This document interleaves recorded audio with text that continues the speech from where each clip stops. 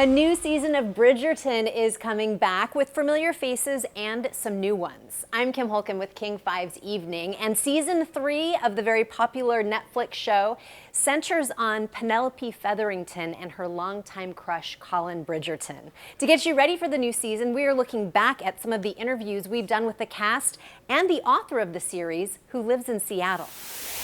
At last, London's fashionable set has made its return. The members of high society inhabiting the Netflix series Bridgerton. Hi, love the outfit. Yes. Definitely recognize one of their own. Jim! Jim! Amazing! Oh, this old thing? Ah! Jim, I was supposed to wearing the same thing. You see, dressing the part, there's just so many buttons, allows me to better relate to the actors. And it gave me new appreciation for what you go through every day. Jim, are you wearing a corset? Yeah. Then you have no idea. But if you think the costumes are elaborate, wait till you see the plot twists in store for season 3. It's exciting that there's a new energy each season, there's new themes to explore. Luke Newton and Nicola Coughlan's characters appear to be taking their lifelong friendship to new levels. I miss you. It's all about you this season, let's just put it that way. Fans are even calling their Penelope and Colin Paulin. Friends. You know you've made it, basically, in show business when fans give your characters combined names. Yeah, absolutely. Yeah. A portmanteau, if you will. I feel like I should say that because you're dressed so elegantly. Other transformations on the way? Well, perennial mean girl Cressida may be finding her heart. When we see kindness come into her life, we see it all change, and we see the mask come down, and we do see the core of who she is. Hannah Dodd's character, Francesca, is getting newfound attention and increased screen time. Is everybody else getting a little bit jealous back there behind the scenes? Jim. Give me the dirt. I've not had the end of it from this one. No, not at all. They've all been so supportive. Comic relief has often come from the downfallen Featherington family. Because they're so flawed, I find them incredibly lovable and interesting. But this season, you may start to see them as leisure class heroes. Totally, that's how I approach every day that I go to work, that we're the stars. We're the stars. We're the stars of the show. Bridgerton Season 3 promises everything its fans first fell in love with. Joyful, beautiful. It feels very much like going home. We feel very comfortable in these characters, with this world. But I can't imagine they feel comfortable in these clothes. I thank you so much. What's your trousers there, Kim? It's good to be home. It certainly is. But there are worse fates than marrying the King of England. Every legacy starts somewhere, and Queen Charlotte's began at age 17, when she married King George the same day she met him. So begins the origin story of one of Bridgerton's breakout characters, originated by Golda Rosheuvel. Has it reached a point where you feel weird not wearing a giant, heavy wig? Listen, as fast as I can get that stuff off my head, believe me, it's coming off. How much and what specifically do you relish about this expansion of this character that you brought to life in the first place? That we can see her as a vulnerable human being. You take someone in marriage and you choose to love them. You do not give yourself any other option. Those intimate moments are the ones that people talk about. And so it's really beautiful to be able to show the other side of her. Young Charlotte comes to life through India Armatafio, who's both swept away and utterly confused by her husband, played by Corey Milcreast. What is the most regal or queenly thing about India, and what makes Corey kingly in real life? I would say your cleanliness. Thank you. Yeah, which is also, by the way, next to godliness. Wow. Sorry, go on. Wow, thank you. Yeah. Your punctuality, which is very inaccurate. But we will wait for him because it's Corey. Were you tempted, and did you take home a souvenir from set? I was incredibly tempted. I actually tried to steal my ring. Yes, with the G? Yes, with the G, right? Because everyone knows I'm a G. So I tried that, and then I got told not to do that, and then actually they just let me take it. Not wearing it today, though. Strange that. Fake fan. The Queen's best friend is also part of the story. Arsema Thomas plays a young Lady Danbury. You are to attend the new Queen as part of her court. What would you say that you sort of most relate to or align with? I think it's this hunger she has. At any point, she could just give up. You know, she'd be like, that's too much. Yeah. But she fights, and I've had this conversation with so many of my friends before, where they're like, Arsema, you don't have to fight every fight. And I'm like, if not me, then who? And I think she has that question running in her head. The King and Queen's faithful servants also play critical roles, often alongside a furry co-star. I think it is a dog, Your Majesty. That is a deformed bunny. Was the dog the real star of this show? Yeah, I mean, the dog, whenever I was holding the dog, occasionally she would drift off to sleep, which is an attack on my performance, I feel, and therefore is stealing my scenes. Sexy, witty, and opulent, Queen Charlotte is true to the Bridgerton universe. But it also has gravity, telling a deeper story about race, class, and marriage. One fans will likely think is flawless. It is you and me. Together.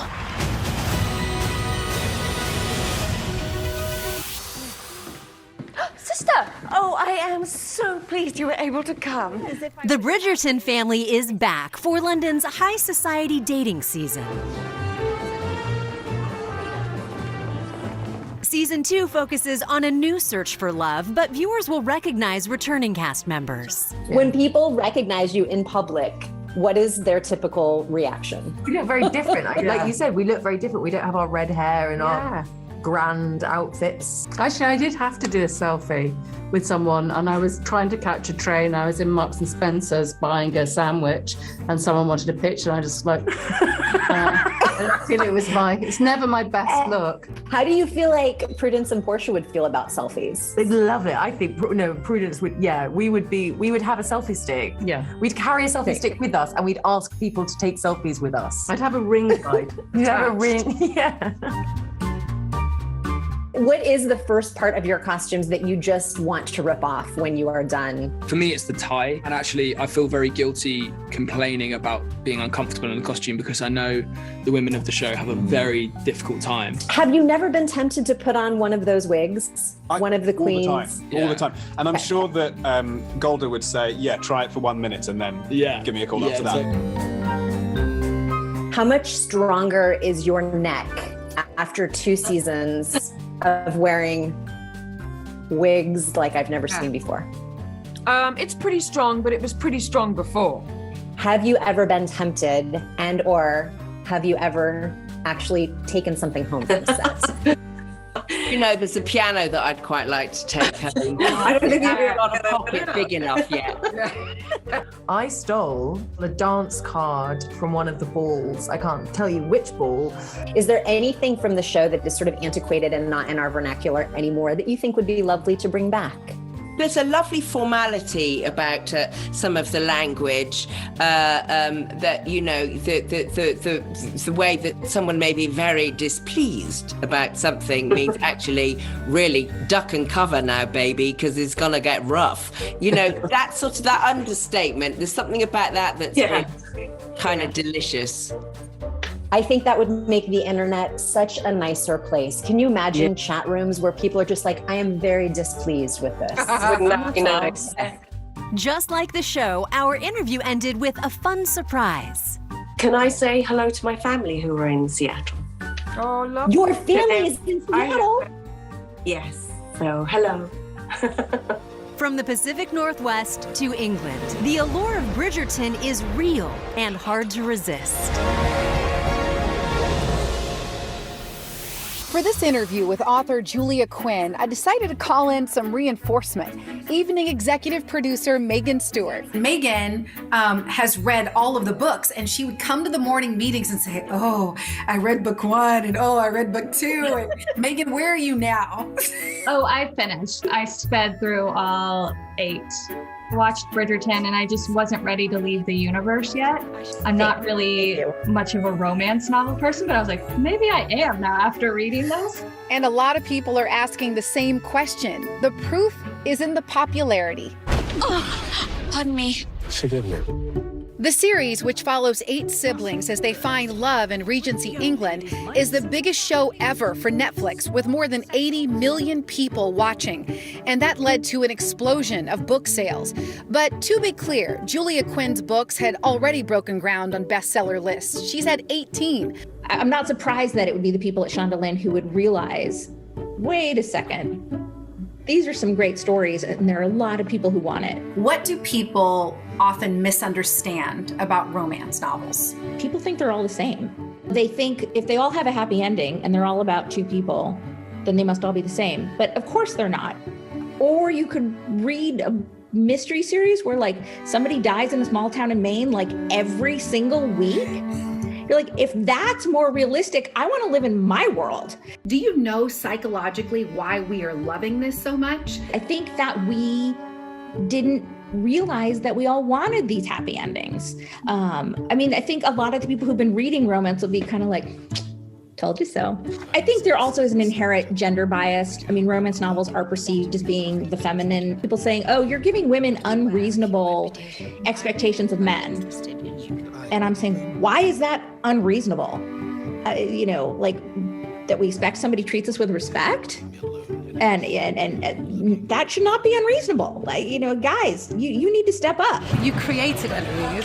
Quinn wrote the Bridgerton series 20 years ago, and that work is paying off in ways she never imagined.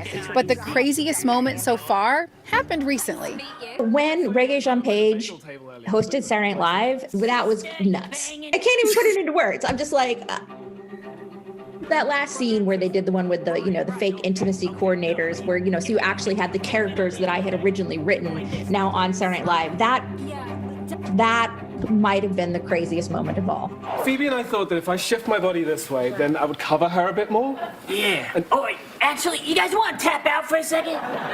And speaking of season 1's leading man, she got to meet him and the rest of the Bridgerton cast while on set during filming. Regé-Jean Page really is that handsome in real life. And when I met him, he had a cup of coffee, and then we were going to get a picture, and he handed the cup of coffee to somebody and then turned and smiled at me, and I was like, oh. I'm like, how do you go through life like that? I burned for you, Daphne. And we had one final burning question about those steamy scenes. We're finally seeing these intimate scenes shown to us from a female gaze. They're showing intimacy as something that's not transactional, as something that's not objectified, but 2 people who care about each other and are in love. And for some reason, we think that that is racier. Maybe because we enjoy it more. Is it awful that I'm enjoying it? And no doubt people are enjoying it at a time when an escape feels necessary. It's the story we didn't know we needed from a genre and an author that's been there all along. You are a Bridgerton. You know, that Regency series based on novels by Seattle author Julia Quinn shares the romantic trials and tribulations of 8 Bridgerton children as they look for love in London's high society. The first season broke records for most watched on Netflix, and now the diverse cast is back, dripping with elegance, secrets, and great food, which inspired this book that I'm holding. This over-the-top Regency lifestyle, the chef and author Lex Taylor, he wrote the unofficial Bridgerton cookbook. What is the most Bridgerton thing you wanted to show us? Well, okay, I want to show you the gooseberry pie because that is the sort of the epic dish from the show. And it's kind of a crazy dish because gooseberries are kind of a very obscure ingredient nowadays. They were very common back in the day. So I'd never heard of gooseberry pie until they mentioned it was the Duke's favorite. So what is it? So gooseberries are these tart little berries. They come in different colors. I found green ones. They look like olives. They look like mini olives. You took a green grape and you kind of like rehydrated it. That's the mouthfeel that you get. And so for my pie, what I did was I mixed it with apples and elderberry. Filling a whole pie with gooseberries is like really over the top. So I wanted to cut it with something a little sweeter that could kind of tame it down and also provide a little bit more texture because gooseberries just kind of get very soft. Beautiful. Yeah, it's got some gold on it. And I got this beautiful little leaf mold. So Lex, you're typically a barbecue guy. So I get the bacon. Tell me how you decided to start making a book about Bridgerton.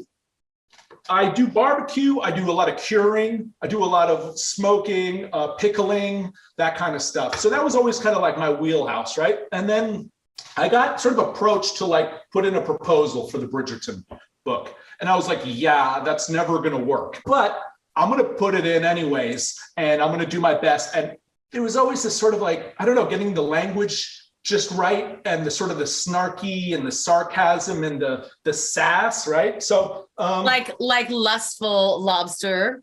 Exactly. It has to be lustful. Otherwise it's just, a freaking lobster, Exactly. So back to bacon. I see you've got a bunch of bacon there. You're just chopping it. Right. So today's dish that I'm going to put together is the Winning Pig Bacon Bites. And there was a scene in Bridgerton where they need to choose which is going to be the sort of the winning pig. And so that's where I got the title from. It's kind of like a bacon-filled biscuit. Everybody will basically love it. Back in the day, they would make these really thick, almost inedible crusts that completely encased the food inside. And what that would do was it would preserve the meat. So that was sort of one of the original, sailors and stuff would take these pies on like journeys because it would preserve them. And they would always, of course, fill it with like lard and butter and fats that would also help preserve everything back in the day. That is fascinating. Like sugar and heavy amounts of like brown butter and fats. But this bacon bite thing, it's pretty much fat and sugar. Get this nice golden glow. I put them in for about 20, 25 minutes. They just sort of break apart. Oh my gosh. Yeah, I'm literally drooling right now. Those look so lovely, Lex. I know, they're so good. This one actually has a lot of stuff in it. This one, let's see, this one's got a lot more in it. So, okay. I am like literally drooling. So after we go super savory, you did say that there was a fresh dish that you thought was good to balance it. Let's talk about tomatoes. Tomato tartare is a great way to go through a lot of tomatoes because it takes a lot of tomatoes to make it. The difference between like glorious victory and like utter failure with a tomato tartare is you got to remove all the moisture from the tomato. What I discovered actually, the best way is you cut a tomato in half and you use a lemon squeezer. Oh. Yeah, so you just put a half a tomato in there like it was a half a lemon, squeeze it into the sink or whatever, get the water out. You take out the leftover pulp and you chop it up real fine. And you want to keep it cold. So before you serve it, it's got to be, refrigerator cold. So that's what I got here. The tomato tartare, then what you want to do is introduce a little bit of oil, just a little bit. And you could do like a salad dressing and you could serve this on a bed of greens and it's basically like a salad. What I love to do with this is just to add a little extra textural component is I like to toast up a little bit of rosemary. That sounds like fun. Yeah, and when you do that, you get the rosemary infused olive oil. And so you can add that as your olive oil into the tomato. And that's the Dandy's superb tomato tartare. I love it. Thanks for joining us. And for more entertainment news and celebrity interviews, just head to our website, king5.com/evening.